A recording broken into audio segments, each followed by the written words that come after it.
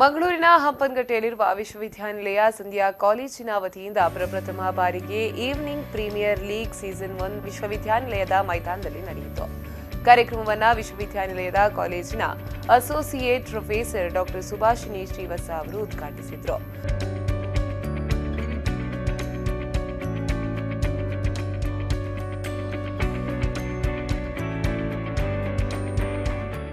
ಕಾಲೇಜಿನ ಒಟ್ಟು 8 ತಂಡಗಳು ಈವ್ನಿಂಗ್ ಪ್ರೀಮಿಯರ್ ಲೀಗ್ನಲ್ಲಿ ಭಾಗವಹಿಸಿದ್ದು, ಅಂತಿಮ ವರ್ಷದ ಬಿಕಾಂ ವಿದ್ಯಾರ್ಥಿಗಳ ತಂಡ ವಿನ್ನರ್ ಹಾಗೂ ಪ್ರಥಮ ವರ್ಷದ ಎಂಕಾಂ ವಿದ್ಯಾರ್ಥಿಗಳ ತಂಡ ರನ್ನರ್ ಅಪ್ ಅನ್ನು ಪಡೆದುಕೊಂಡಿತು. ಪಂದ್ಯಶ್ರೇಷ್ಠ ಪ್ರಶಸ್ತಿಯನ್ನ ಯಾಸೀರ್ ಅರಾಫತ್, ಉತ್ತಮ ಎಸೆತಗಾರ ಪ್ರಶಸ್ತಿಯನ್ನ ಪ್ರಜ್ವಲ್ ಹಾಗೂ ಉತ್ತಮ ಮಹಿಳಾ ಆಟಗಾರ್ತಿಯಾಗಿ ಶೀತಲ್ ಬಹುಮಾನವನ್ನ ಪಡೆದುಕೊಂಡರು.